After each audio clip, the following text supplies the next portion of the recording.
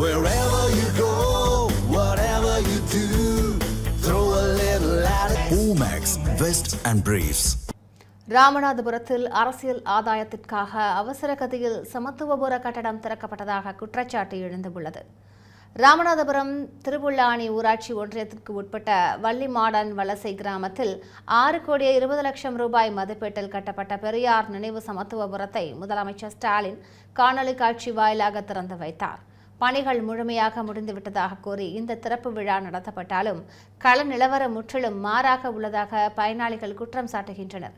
குறிப்பாக பல வீடுகளில் மின்விளக்குகள் இணைப்புகள் வழங்கப்படாமலும் குடிநீர் குழாய்கள் அமைக்கப்படாமலும் உள்ளதாக மக்கள் வேதனை தெரிவிக்கின்றனர். இந்த திட்டத்தின் தரத்தை உறுதி செய்ய வேண்டிய ராமநாதபுரம் திமுக சட்டமன்ற உறுப்பினர் அவசரமாக திறப்பு விழா நடத்தியது ஏன் என பொதுமக்கள் கேள்வி எழுப்பியிருக்கின்றனர்.